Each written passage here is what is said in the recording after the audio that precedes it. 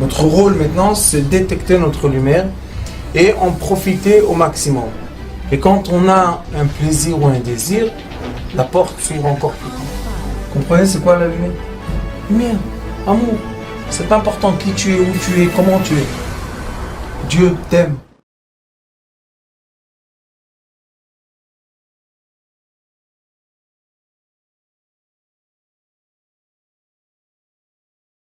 Bonjour, bonne semaine à tous nos fidèles Sitrei Chaim TV et à toute la communauté Sitrei Chaim et à toute la grande famille Sitrei Chaim.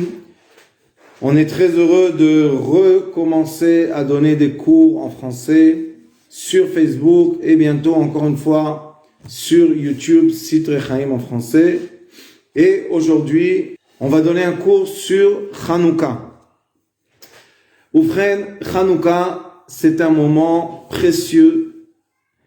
Ce moment-là est l'histoire d'un peuple qui a été presque battu par ses propres frères. Qui étaient les frères qui nous ont presque achevés? Étaient les Mityavnim. Ce ne sont pas des Yevanim, ce ne sont pas des Grecs, mais ce sont les Juifs du premier temple, de la fin du premier temple, du deuxième temple, qui ont décidé malheureusement de faire la guerre avec leurs propres frères et dénoncer leurs frères qui continuaient à pratiquer le judaïsme à Jérusalem et sur toute la terre d'Israël.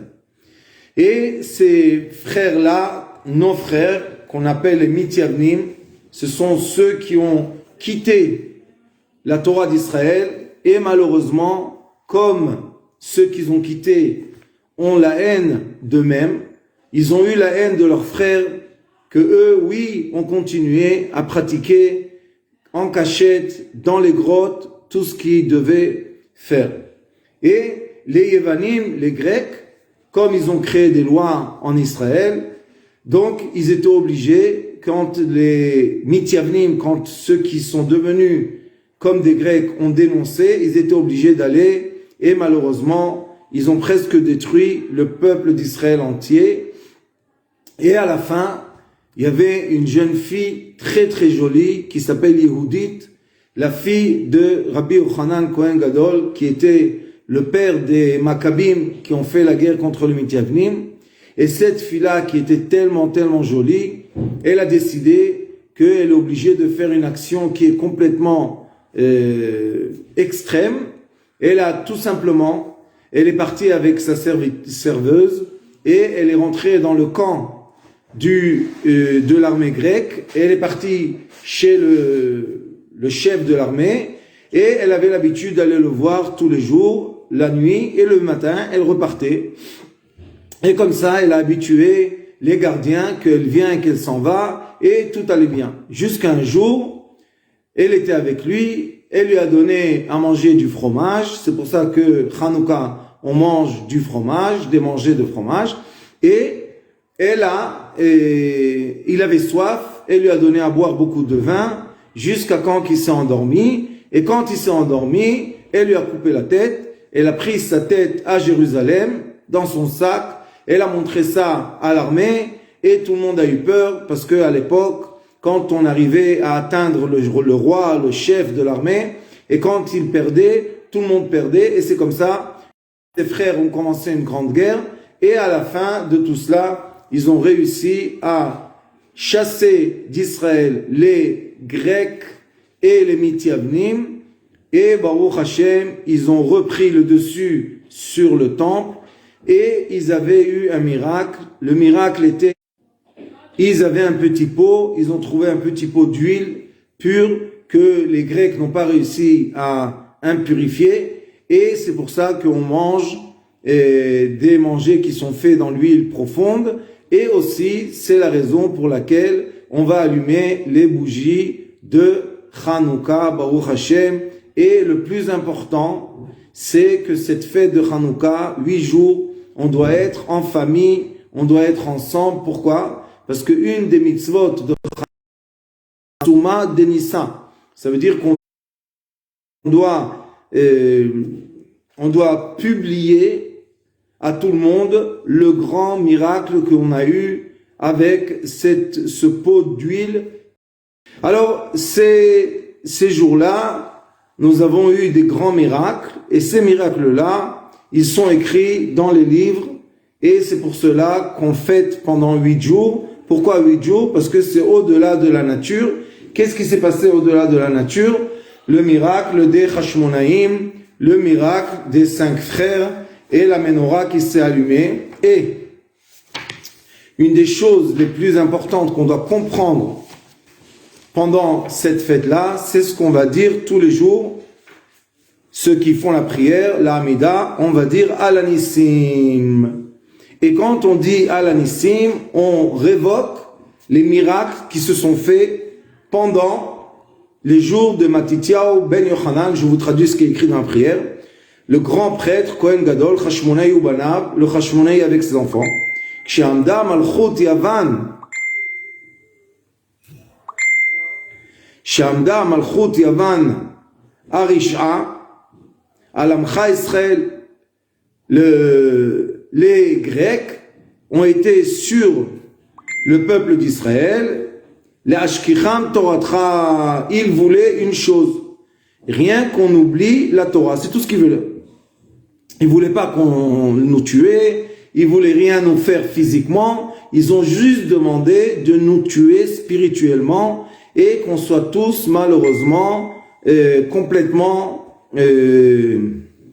assimilés entre les peuples qui nous entourent. Et la aviram et chuker et sonecha. Tout ce qu'ils voulaient, c'est qu'on arrête de faire la volonté divine. Pourquoi ils voulaient qu'on arrête de faire la volonté divine? Parce que ils ont dit que on doit arrêter, comme vous savez que je vous ai expliqué déjà au début du cours aujourd'hui, que c'était les Mityavnim, que c'était ceux-là qui ont quitté la Torah d'Israël et ils sont partis dans la Torah des Grecs. Je comprends pas pourquoi passer d'une discipline à l'autre, puisque de toute manière quand ils étaient grecs, ils étaient obligés d'aussi faire tout le travail de sacrifice et de prière et tout ça, sauf que c'était vers l'idolâtrie grecque. Et quelle est la différence? Ici, Baruch Hashem, aussi, il y a une grande différence. Nous, on fait tout ça à un Dieu, le Dieu unique. Eux, ils font ça à plusieurs statuts. Mais, en vrai, dans la vie réelle, eux ont un rituel et nous, on a un rituel. Donc, quel est le problème? Et toi, avec ta miséricorde immense, ça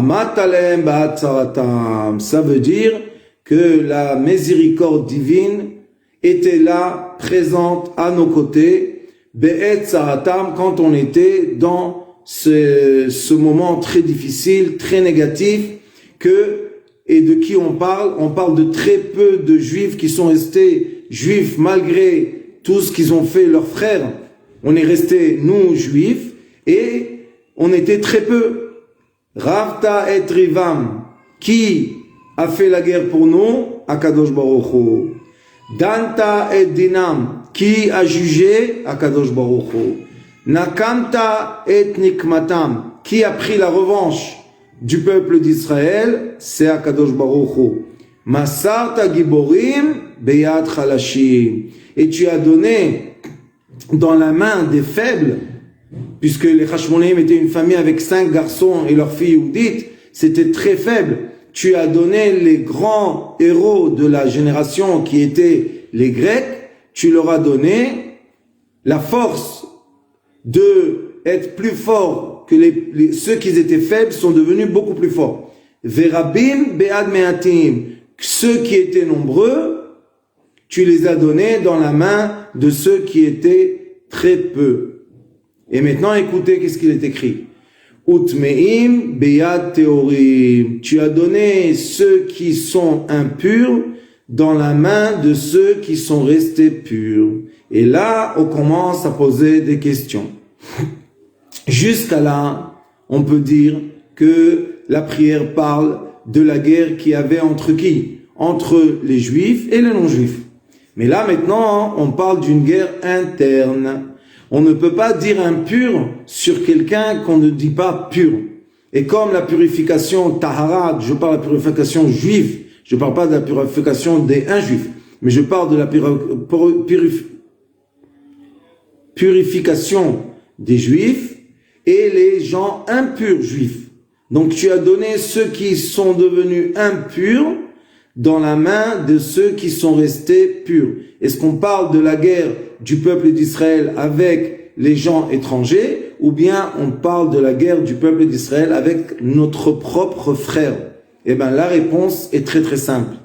Ceux qui décident de quitter les règles et qui pensent que quand on a quitté les règles du judaïsme, on n'appartient plus au peuple juif, ils vont avoir tort. Il est écrit dans le Zohar Kadosh et dans le Talmud, Israël afalpi shechata Israël ou.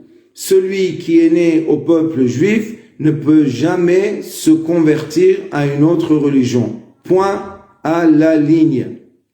C'est pas parce que c'est nous qui décidons les lois, c'est parce que Akadosh Baruch Hu a décidé les lois. Une fois, j'ai eu la chance de rencontrer une très grande maître de Kung Fu chinoise qui est descendante de Shaolin, 86 générations, et elle m'a dit que aussi dans le bouddhisme, on ne peut pas se convertir à une autre religion.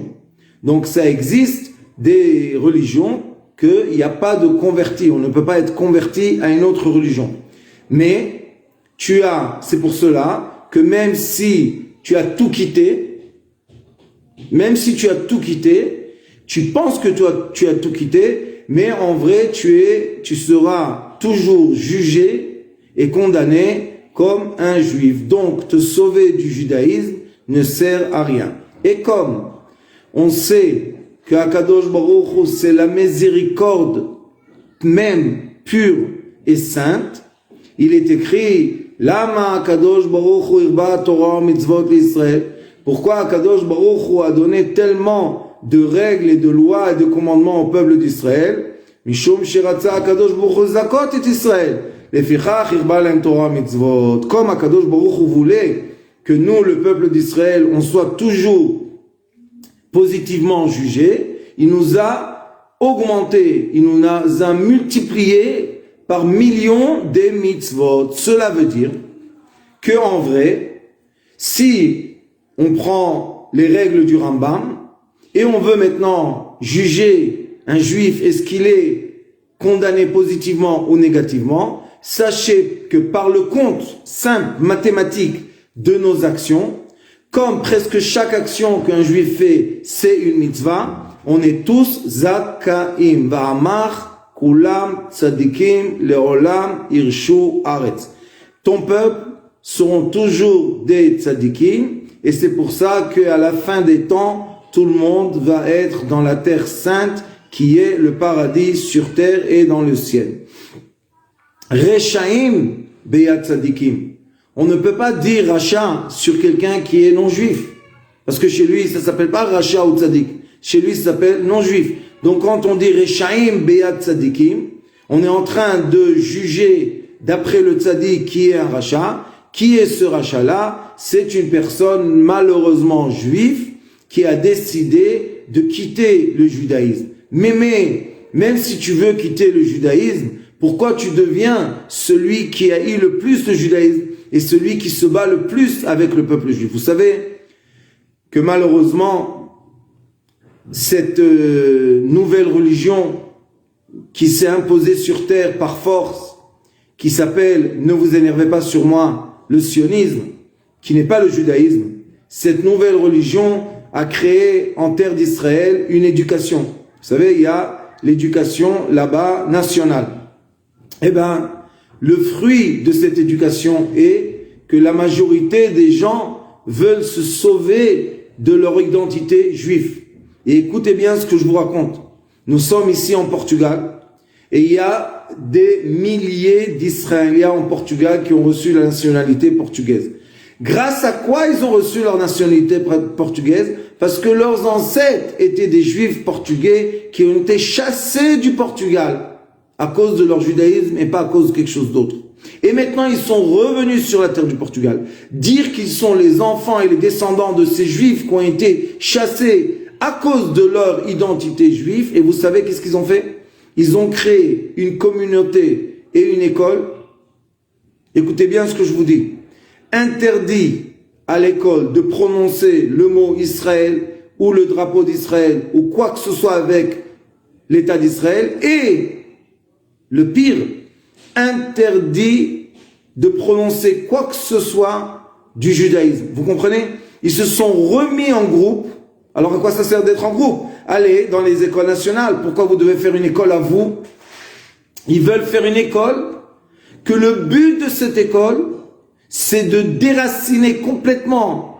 Qu'est-ce qu'on déracine complètement? Le judaïsme du peuple juif. Écoutez bien, toute l'histoire se répète. Cela s'appelle Mithiavnim. Ce sont ceux qui veulent être, malheureusement, comme les Grecs, et annuler du peuple d'Israël son identité juive. Alors moi, je pose une question bête, comme quelqu'un qui n'est pas intelligent comme moi.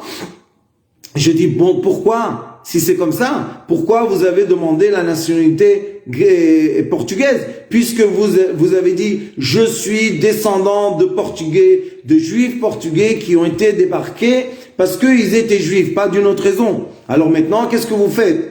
Vous avez pris la nationalité portugaise et votre éducation vous a emmené à quoi? À dénier toute connexion avec Israël et toute connexion avec le peuple juif. Vous comprenez? Ça s'appelle Mithiavnim. Qu'est-ce qu'ils ont fait, les pauvres? Ils ont pas bien compris la vie. Vezedim beadoske toratecha. C'est quoi quelqu'un mézid? En hébreu, quelqu'un mézid, c'est quelqu'un qui fait quelque chose en exprès. Ça veut dire qu'il va être impur exprès, parce qu'il sait que d'être impur, c'est pas bien. Quelqu'un va transgresser le Shabbat, pas parce qu'il est ignorant, le pauvre, parce qu'il n'a pas été éduqué dans le Shabbat, pas à cause de ça, parce qu'il sait c'est quoi le Shabbat, et maintenant il va faire exprès de transgresser le Shabbat. Alors on dit, Dieu, tu as donné les édim, beadoske toratecha, velecha asit Hashem gadol vekadosh bo'olamcha, u'le'amcha Israël asit tshua gdola u'parkan kayom hazeh. Et toi, Kadosh Baruch Hu, tu as dévoilé ton nom très grand dans le monde et tu as réussi à travers ceux qui sont restés purs. Qu'est-ce qu'il a réussi? Quelle était la plus grande réussite des Hashmonaïm qui étaient des prêtres qui sont restés purs?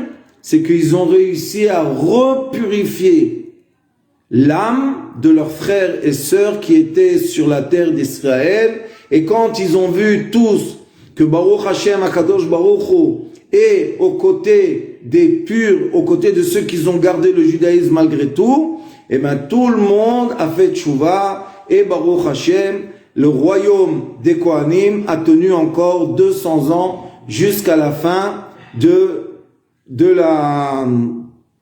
jusqu'à la fin du deuxième temple. Et après les Romains sont venus, et aussi là-bas, qui a emmené à la destruction du deuxième temple était une machloket, la haine qu'il y avait entre deux juifs, Kamtsa et Bar Kamtsa. Le Kamtsa est le fils de Kamtsa. Et comme il a eu tellement honte, tout le monde connaît l'histoire, qu'il est venu dans un mariage de son ennemi, et l'ennemi le détestait tellement, il lui a dit, ne me fais pas honte, je suis venu, je sais, mais là je suis maintenant là, laisse-moi payer mon repas, il lui a pas accepté, laisse-moi payer le repas de ma table, il lui a pas accepté, il lui a dit, je paye tout le mariage, mais ne me fais pas la honte, et il n'a pas accepté. Qu'est-ce qu'il a fait? Il est parti en Rome, et il est venu voir le César, et il lui a dit, monsieur le César, vous savez que les Juifs d'Eretz Israël pensent que vous êtes quelque chose de impur. Alors il lui a dit, ah bon? Mais ce sont des gens sages, comment tu dis ça? Il lui a dit, si tu vas venir en terre d'Israël, tu vas voir que si tu touches un verre de vin, les Juifs ne vont pas boire. Mais s'il y a une mouche dans un verre de vin, ils vont sortir la mouche et ils vont boire le vin. Donc pour eux, ils te méprisent et tu es moins qu'une mouche. Le César, sa femme, elle a entendu ça. Elle lui a dit, qu'est-ce que c'est ces orgueilleux? Pour qui ils se prennent? Toi, César, tu es le maître du monde. Et ils sont venus faire la guerre à Jérusalem. Vous comprenez que toute cette guerre a commencé par qui? Par la haine gratuite qu'il y a entre nous. Et c'est pour ça qu'on est sorti dans une exil de 2000 ans à cause de la haine gratuite, que Dieu nous en préserve, que cette haine gratuite-là nous fait tellement de mal pendant tellement de générations. Et pour Gilui Arayot, Shpichut Damim V'Avodah Zara, pour avoir l'adultère, pour avoir des problèmes dans la famille d'intimité, pour avoir été des idolâtres, pour tout ça, on est sorti en exil 70 ans. Mais pour la haine gratuite, on est 2000 ans dans l'exil. Et vous savez quelle est la raison de l'exil? Il est écrit que Israël sont sortis en exil pour une chose, pour qu'ils vont se mélanger entre les peuples. Et quelle est la raison qu'ils vont être entre les peuples? C'est récolter les âmes juives perdues qui sont d'un côté des juifs qui ont été complètement assimilés, pas par leur faute les pauvres, et d'un autre côté des non-juifs qui sont en vrai des juifs mais ils ne savent pas et ils ont juste le sentiment qu'ils veulent se rapprocher du judaïsme et c'est pour ça qu'ils vont se convertir jusqu'à quand qu'il viendra Mashiach Tzidkenu, et là c'est lui qui va faire le tri dans le monde entre ceux qui ont l'identité de Bnei Israël et ceux qui n'ont pas l'identité de Bnei Israël. Mais à la fin, Kulam yavdu et Hashem beshem echem echad. À la fin, on va tous être unis, les juifs et les non-juifs, et on va tous s'adresser à Shem Echad ou Shmo Echad, à le Dieu unique qui est le maître du ciel et le maître de la terre. Donc, et pourquoi nous avons des frères qui se sont assimilés? Écoutez bien la seule raison, la haine gratuite. Ils ont été rejetés par leurs propres frères, comme Yosef Hatzadik a été, comme on a vu dans la paracha de la semaine, il a été jeté par ses frères, vendu par ses frères. Et Yosef Hatzadik, quand Yehuda vient le voir, qu'est-ce qu'il lui dit? Kamon chake paro, tu es complètement assimilé. Mais en vrai, quand Yaakov, le père des tribus, a vu Yosef, il est venu avec ses deux fils, Ephraim et Menaché, qu'est-ce qu'il lui a dit? Ephraim et Menaché, Banai Emli. Ce sont mes enfants comme les tribus, et Yosef a eu droit que de lui sont sortis deux tribus, Ephraim ou Menaché. Ça veut dire que Yosef, il s'est jamais assimilé, sauf que, comme il a vécu dans l'exil de l'Égypte, et comme il devait nourrir ses frères, Akadosh Baruch Hu l'a envoyé en mission d'être chez Pharaon dans le royaume, pour être capable vraiment un jour de transformer la haine gratuite qui était la séparation entre les frères en amour gratuit, que Yosef a emmené ses frères en terre de Goshen et il les a nourris pendant 70 ans. C'était le patriarche qui a nourri le peuple d'Israël le plus nombreuses d'années. Tous les autres patriarches ont réussi à être ceux qui nourrissent le peuple d'Israël pendant 40 ans. Mais Yosef Hatzadik, il a eu la chance 70 ans. Et pourquoi 70 ans? Parce que il est écrit que Yaakov Avinu, le père de Yosef Hatzadik, était exactement à l'image du premier homme. Et le premier homme devait vivre 1000 ans. Mais il a vu qu'il y a l'âme de Mashiach qui s'appelle David Amelech et qu'elle n'a pas d'année d'elle-même puisque c'est l'âme parfaite. Donc, le premier homme a donné à l'âme de Mashiach 70 ans de ses journées, de ses années. Et Yosef Hatzadik, il était à l'image de son père. Vayar Bediukan Aviv, il avait l'image de Yaakov. Donc, Yosef Hatzadik était à l'image du premier homme.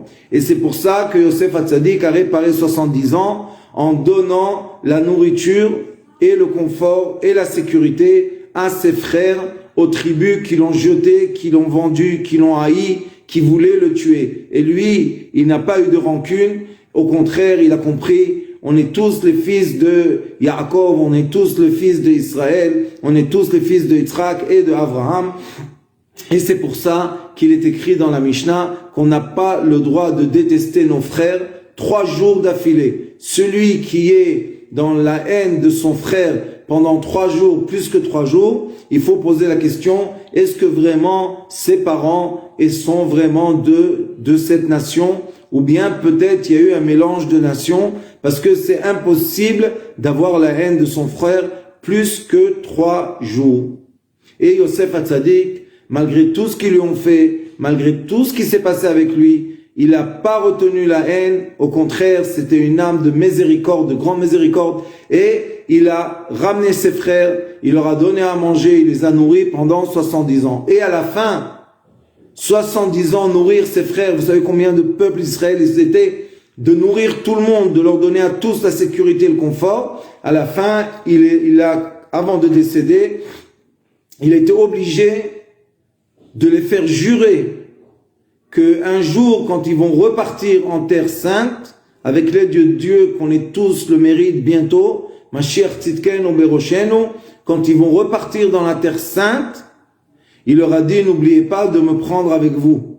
Imaginez-vous comment on peut oublier Yosef Hatzadik, qui est devenu un des pharaons, quelqu'un de très puissant en Égypte, et lui-même dire, à la fin de sa vie, dire à ses propres frères, ne m'oubliez pas en Égypte, prenez-moi avec vous en terre d'Israël. Et il y avait une qui s'appelait Sarah Bat Asher, elle était la petite fille de Yaakov Avinu, elle a eu la chance d'annoncer à Yaakov Avinu, Od Yosef Chai ou Melech Bemitzrayim, tu as la chance que ton fils Joseph est vivant, il est le roi en Égypte, et grâce à ça, qu'elle a rendu à Yaakov la joie, elle est restée vivante jusqu'à la fin des temps et elle est rentrée en terre d'Israël. Et elle, quand Moshe Rabbeinu a été chercher la tombe de Yosef, il savait pas où il était, et ben elle est partie et elle lui a dit allez Shor. Yosef il s'appelait Shor, s'appelle le taureau. Il lui a dit allez Shor, ils étaient au Nil et la tombe est sortie du Nil et ils ont pris, et Moshe Rabbeinu a pris avec lui la tombe de Yosef et il est écrit que la tombe de Yosef allait avec le Sefer Torah avant le troupeau d'Israël, et c'est elle qui les a emmenés 40 ans dans le désert, et après Yosef Hatzadik est rentré en terre d'Israël dans sa tombe avec toutes les autres tribus. Donc nous avons ici une histoire magnifique. D'un côté, la haine qui a été publiée et diffusée par ceux qui ont quitté leur propre famille, leur propre nation, et d'un autre côté, l'amour gratuit des Kohanim qui ont voulu rétablir le travail du temple. Pourquoi? Qu'est-ce que les Kohanim faisaient au temple? Ils donnaient des sacrifices. Et qu'est-ce que c'était ces sacrifices-là? C'est pour purifier le peuple d'Israël de toutes ces avérotes. Il y avait le Tamid, c'était le sacrifice éternel, Tamid, et on le sacrifiait le matin et le soir, et c'était pourquoi toutes les avérotes que le peuple d'Israël ont pu faire toute la nuit, le sacrifice du matin annulé, et toutes les avérotes qu'ils ont fait pendant la journée, le sacrifice de l'après-midi avant la nuit annulé. Ça veut dire que les Kohanim, jusqu'aujourd'hui, quand ils montent dans l'arche sacrée et ils bénissent le peuple d'Israël, qu'est-ce qu'il est écrit? Levarech et amo Israël be'ahava. On est obligé de bénir le peuple d'Israël avec de l'amour gratuit. Et les Kohanim, ceux-là qui ont dû faire la guerre avec leurs propres frères, que par la haine gratuite, ont presque fait oublier la Torah d'Israël au peuple d'Israël. Malgré cela, les Kohanim sont rentrés, ils ont purifié le temple pour sacrifier encore une fois, emmener les sacrifices. Pour faire quoi? Pour annuler du peuple d'Israël toutes les mauvaises choses. Donc on voit que les Kohanim, les prêtres, malgré qu'il est écrit qu'un prêtre, c'est quelqu'un de très nerveux, on sait que les Kohanim, Zerakzanim, ils sont nerveux, malgré ça, ils ont l'amour de leurs frères et ils veulent le bien de leurs frères du peuple d'Israël. Toute cette histoire que je viens de vous raconter, c'est pour qu'on sache que Hanouka, il y a Pirsuma de Nissa, on doit publier quoi? On doit publier le grand miracle qui a été. Quel était, après tout ce que je vous ai raconté, le plus grand miracle du peuple d'Israël au temps des Hashmonaïm, c'est qu'on a réussi à renverser la haine gratuite en amour gratuit. Ça veut dire que les Kohanim, malgré leurs frères qui ont fait tellement du mal et qui ont réussi presque à déraciner la Torah d'Israël du peuple d'Israël, malgré ça, les Kohanim, ils sont rentrés dans le temple, ils ont remis tout le sacrifice en place pour purifier leurs propres frères qui se sont rentrés dans les mêmes têtes, Charé, Touma.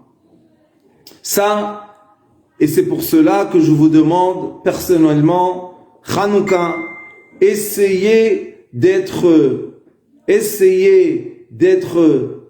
invité ou invité chez vous des gens pour qu'on puisse montrer à Kadosh Baruch Hu que ce miracle qui a été fait pendant l'hiver, pendant l'exil, pendant le froid des Hashmonaïm, ce miracle-là, et encore une fois, et toujours à l'éternel, sera rediffusé par nous, le peuple d'Israël, les ancêtres, les descendants. Nous sommes les descendants de ce peuple magnifique, et on est entre nous dans l'amour gratuit. Tous ceux-là qui sont au Portugal sont invités à venir nous voir pendant qu'on allume les bougies de Hanouka, Baruch Hashem, et Alexander, il a réussi à organiser ici, je crois, jeudi soir, Messibat Hanouka, pour tous nos frères qui sont loin, ils sont venus, chacun est rentré dans une farm, s'est enfermé derrière la nature pour, malheureusement, échapper des Mithiavnim, de nos frères qui sont devenus complètement grecs, mais ils sont partis pour retrouver quoi? Pour retrouver la solidarité du peuple juif, pour retrouver l'amour du peuple juif, pour retrouver la grâce qu'on a entre nous. Et Baruch Hashem, quand les nations voient qu'on est unis entre nous, qu'on a un cœur echad, lev echad,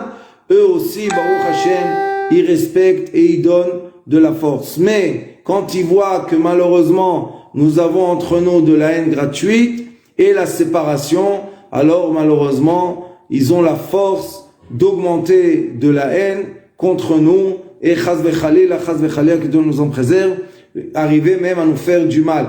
Mais il faut savoir, la seule remède de l'exil et le tikkun anitzri, c'est Ahavat Israël, l'amour propre entre nous et nos frères.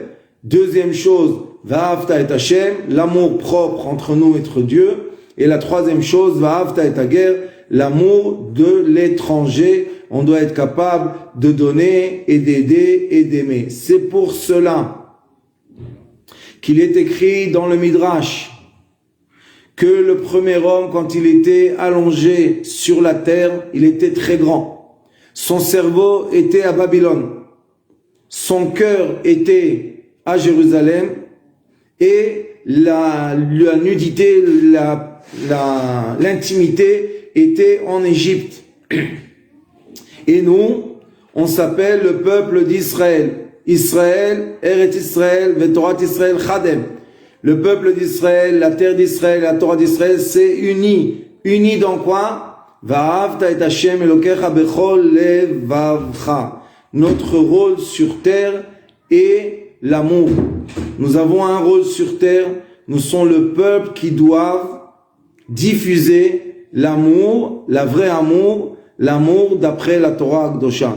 Et si on diffuse l'amour autour de nous, et entre nous, nous avons de l'union, aucune nation peut nous faire du mal. Donc, si vous voulez vraiment réussir à atteindre le tikkun anitzri, faire le vrai tikkun de l'âme d'Israël, vous devez regarder autour de vous où vous êtes capable, chacun de vous, de diffuser l'amour propre, l'aide, la générosité, la miséricorde, pour rassembler les âmes du peuple d'Israël tout autour de cette Chanoukia, de cette menorah magnifique. De ce pshat-là, je vous ai dit quel est le pshat, quelles sont les choses dans le pshat. On va rentrer maintenant un peu dans la signification plus profonde de l'allumage des bougies de Hanouka. Qui va nous enseigner ça? Le Hari Akadosh. Baruch Hashem, il faut savoir que le Hari Akadosh dit dans un des livres qui s'appelle Sha'ar Ruach HaKodesh, il y a un livre qui s'appelle l'Esprit pur, et là-bas, le Hari Akadosh nous enseigne, il nous dit qu'est-ce qu'il faut faire, comment on doit, quelles sont les intentions qu'on doit avoir dans les mitzvot, ça dans le Sha'ar HaKavanot. Mais dans le Sha'ar Ruach HaKodesh, le Hari Akadosh nous dit, sachez qu'il y a des aspects dans la dimension du secret de la Torah qui sont permis à tout le monde. C'est comme ça qu'il dit. Il faut enseigner ça aux hommes, aux femmes et aux enfants. Pourquoi? Parce qu'il dit, moi j'ai dévoilé l'intention interne. Il y a dans l'intention interne les lettres sacrées qu'on doit voir, les noms sacrés, mais ça c'est donné seulement à des gens qu'ils peuvent et ils ont l'accès. Mais nous on parle maintenant de l'intention juste pour avoir la compréhension. Qu'est-ce qui se passe pendant qu'on fait l'action qu'on fait dans la majorité des mitzvot qu'on peut pratiquer dans l'exil, dans ces années d'exil? Alors il dit comme ça. Vezeu ner. Mazener Shabbat, vener Chanukah. Sachez que quand on dit ner, quand on dit l'allumage des bougies, nous avons les bougies de Shabbat et nous avons les bougies de Hanouka. Et là, il dit le Hari Akadosh, il faut savoir qu'il y a une différence entre les bougies de Hanouka et les bougies de Shabbat. Quelle est la différence? Puisque là, j'allume une flamme et là, j'allume une flamme. Là, j'allume avec de l'huile et là, j'allume avec de l'huile. Là, j'ai un récipient et là, j'ai un récipient. Donc, quelle est la différence entre ces deux bougies? Il nous dit, Kiner Shabbat, Ola ilemala ad haketer shelo mamash. La bougie de Shabbat peut monter et atteindre le keter, l'hémisphère qui s'appelle keter, qui s'appelle couronne, la couronne céleste, le premier sphira, la première sphira qui s'appelle le keter. Donc Ner Shabbat, que nos femmes allument Baruch Hashem, ça monte jusqu'à la couronne Baruch Hu ou Baruch Shemo. Cela veut dire, il est écrit dans le Pshat, dans la Mishnah Shabbat, il est écrit Adliku et Taner, Safek Hashecha, Safak Ena Hashecha. Ça veut dire que l'homme, comme nous au Portugal par exemple, on n'a pas de calendrier de l'heure, on ne sait pas exactement quels sont les horaires de Shabbat. Donc qu'est-ce qu'on fait? Toute la semaine, on regarde à quelle heure il y a la shkia, quand est-ce qu'il y a le coucher du soleil, les derniers rayons de soleil, et d'après ça, on voit aussi quand est-ce que les trois étoiles sortent, et c'est comme ça qu'on sait quand est-ce que rentre Shabbat et quand est-ce que sort Shabbat, il n'y a pas de problème. Mais la femme, elle est préoccupée avec les enfants, avec la maison, avec tout ça. Donc on lui dit, on est sur elle, on dit regarde, ça fait krashecha, ça fait kenachashecha, adlik et taner, allume la bougie. Le Zohar Kadosh dit, parashat Chaye Sarah. Le Zohar Kadosh dit, à la paracha de Chaye Sarah, Aïe bevlae tapshe, ceux qui se font ça, ce sont des ignorants. Pourquoi? Parce que eux-mêmes, ils sont en train de perdre le temps de Mincha, puisque le temps de Mincha, c'est c'est le coucher de soleil, c'est le temps de Mincha. Donc elle doit allumer 20 minutes avant le coucher de soleil. Alors il dit, pourquoi tu es là en train de lui dire, allume les bougies de Shabbat et toi-même tu perds le temps de Mincha. Dis le Zohar Kadosh, qu'est-ce que tu crois que ta femme elle veut pas garder Shabbat exactement comme toi? Bien sûr qu'elle veut, sauf toi, tu lui donnes pas assez de confiance qu'elle va allumer les bougies à temps. Il dit non, non, non, non, non, non, non.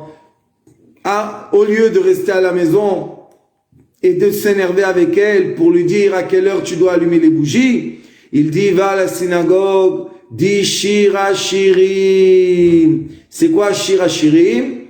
On va à la synagogue une demi-heure avant le temps de Mincha et on dit Shir HaShirim. Shir HaShirim, c'est quoi? C'est la chanson, le cantique des cantiques. Si vous regardez YouTube, Sidrei Chaim, vous allez voir que nous avons beaucoup de cours sur Shir HaShirim, cantique des cantiques, qui est quoi? Qui est les secrets de l'amour entre l'âme et Akadosh Baruch Hu, et le secret de l'amour entre l'homme et sa femme.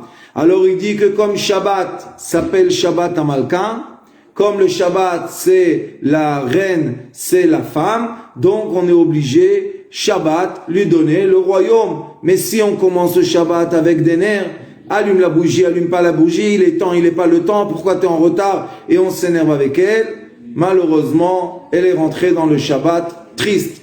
Et plus que ça, le Zohar HaKadosh dit que quand la femme elle allume la bougie de Shabbat, écoutez ce qu'il est écrit, elle illumine la sagesse de son mari.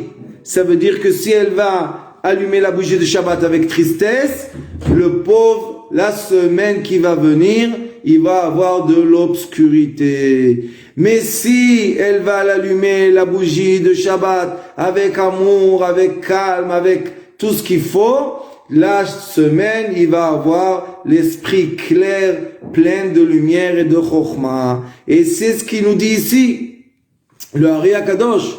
Vezeh ner Shabbat vener Chanukah. Voilà, il y a la bougie de Shabbat et la bougie de Chanukah. Et la sheesh efresh benehem. Quelle est la différence entre eux?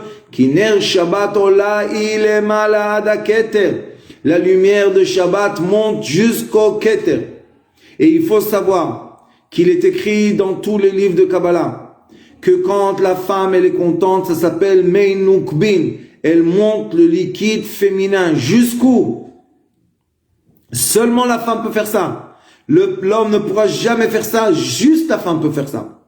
Elle peut monter avec la joie jusqu'au Abba et Ima, le Père et la Mère Céleste, les créer une union totale.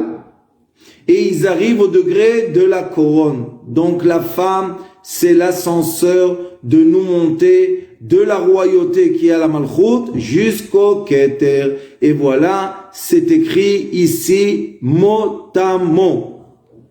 Vener Chanukah, et les bougies de Chanukah que l'homme allume, ou asher yordim kol aprinot elo elea lemata bimkoma. Ça veut dire que les bougies de Hanouka que l'homme allume, ça doit descendre la lumière du Keter, elle doit arriver et atteindre qui? La femme, la royauté. Ce n'est pas fait pour moi, mais c'est fait pour elle. Ça s'appelle Or Yachar ve Or Choser. La lumière qui vient vers nous quand on allume les bougies de Hanouka et la lumière qui retourne vers les cieux quand elle allume les bougies de Shabbat. Alors vous voyez, Baruch Hashem, comme presque toutes les fêtes, quand le Ari HaKadosh explique que toutes les fêtes sont faites pour que la lumière de la couronne ou la lumière du Père atteignent la royauté, la malchut. Et l'homme qui s'appelle le Yesod, tout son rôle, c'est être un conducteur de lumière. Et n'est pas la lumière même. Il est juste conducteur de la lumière pour atteindre, Baruch Hashem, la royauté sur terre et pour la rendre heureuse. Et c'est pour cela que quand on se marie, c'est l'homme qui signe à la femme la K'touba et c'est pas la femme qui signe à l'homme la K'touba. Pourquoi? Parce que c'est le rôle de l'homme de faire contente sa femme.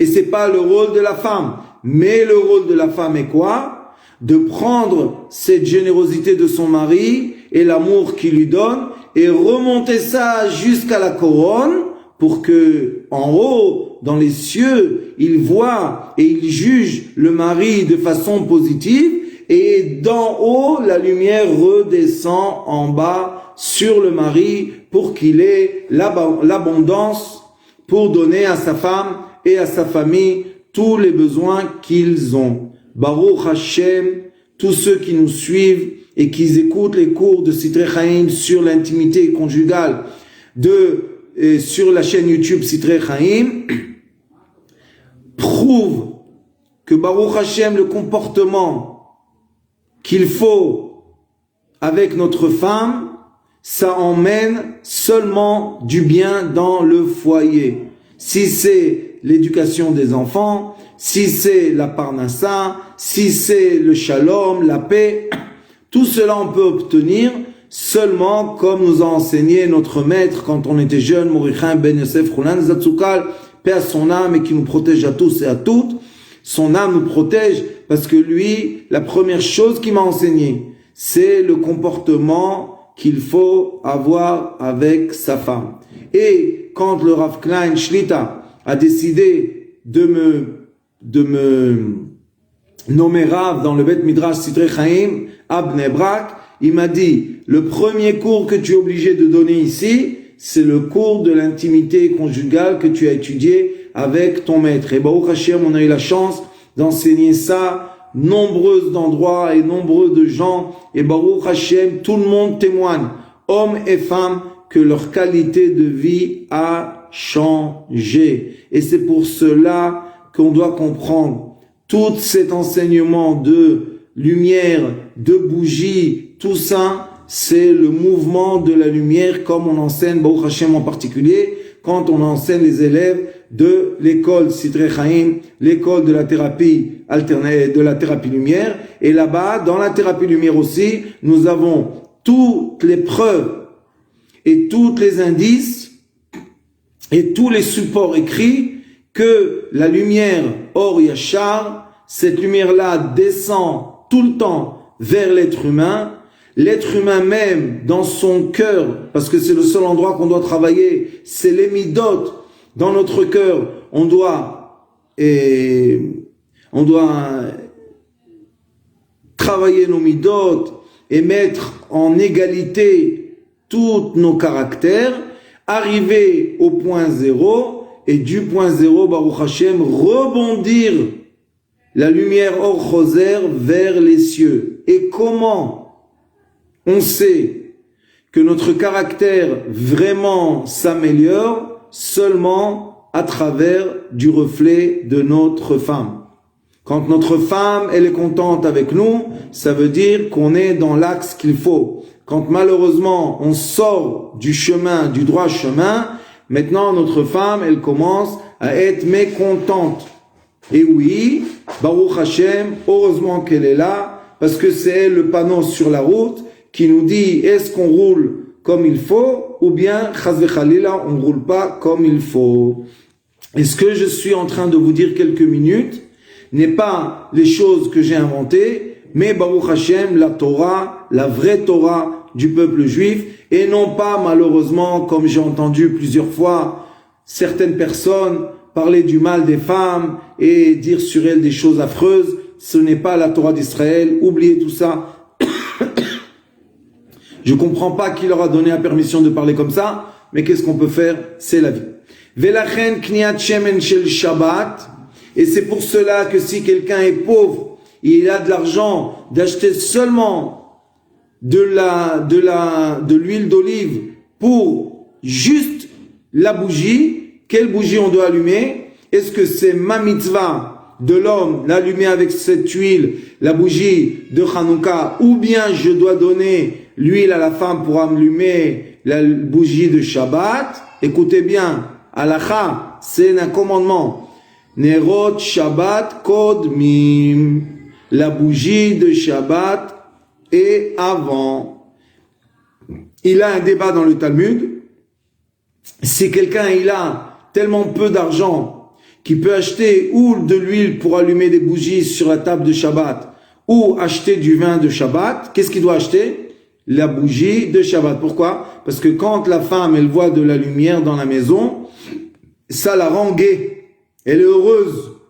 Et comme tout le Shabbat, c'est pour rendre la femme heureuse, donc les lumières de Shabbat sont plus importantes que le vin du Shabbat.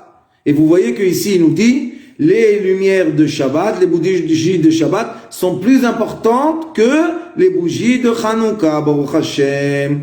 Ner shel Shabbat kodem ou beinyan adlaka. Maintenant on va poser la question.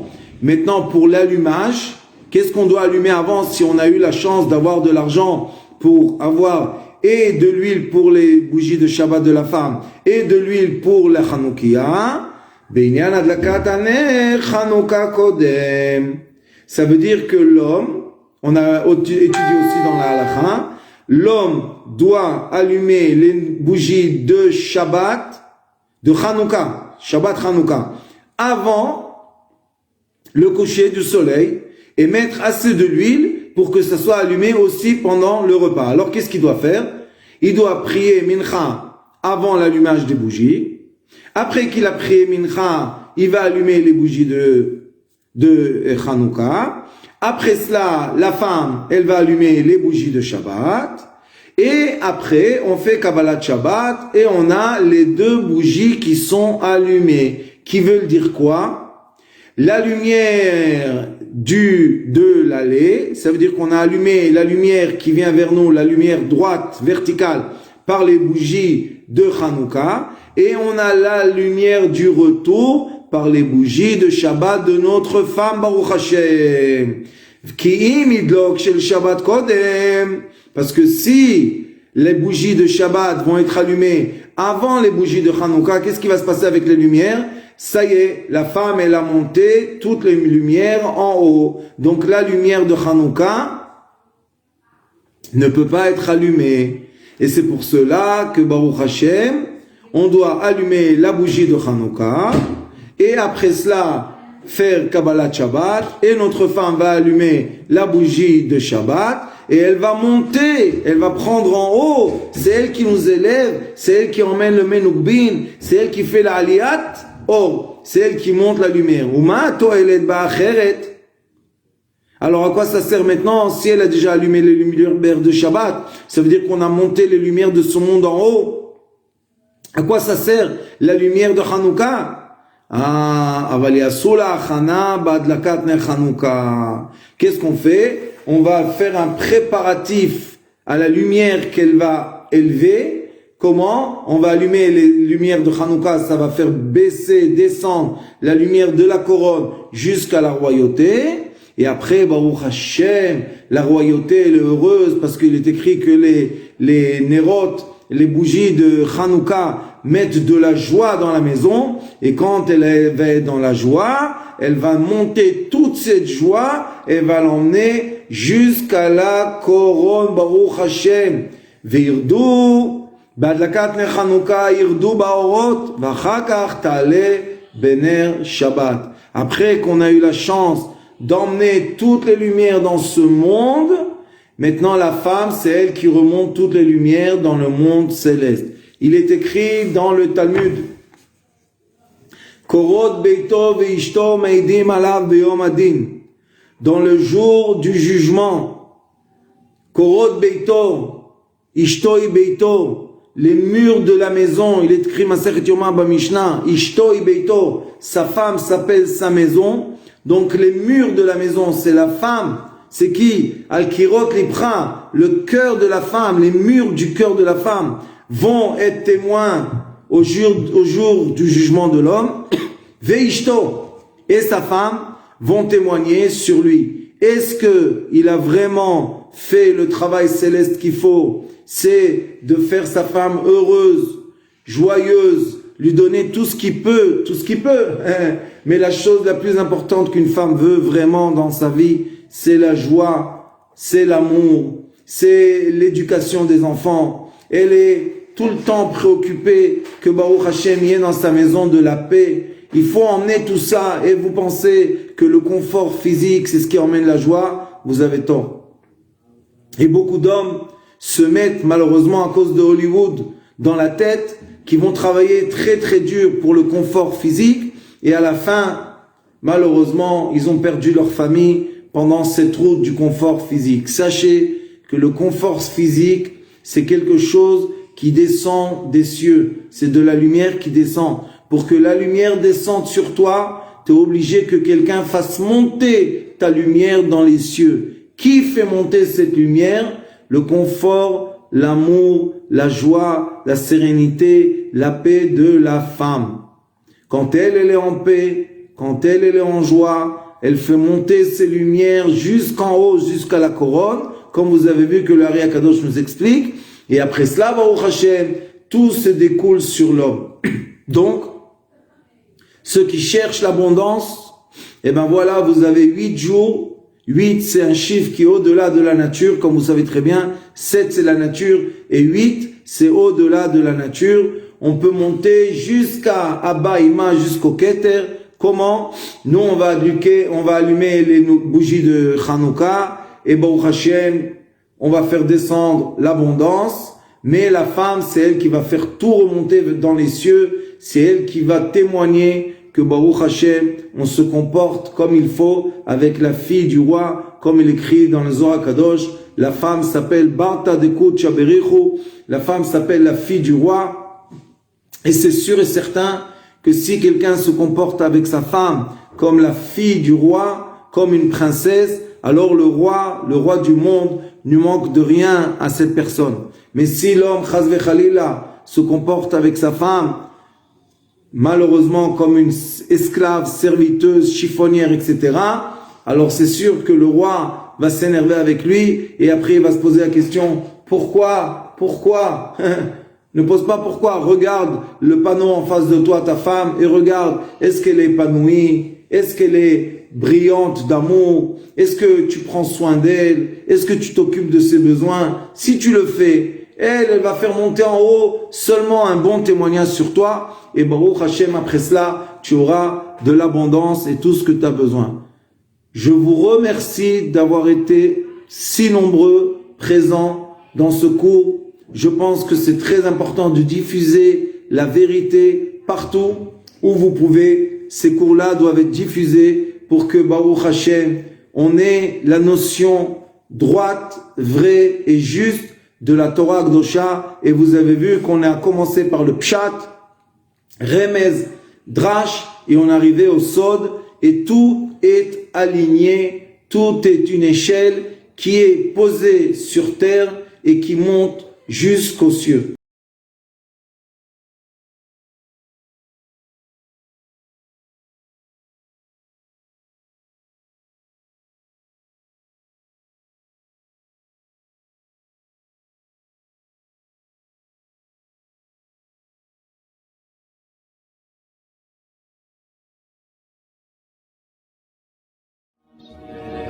Yes,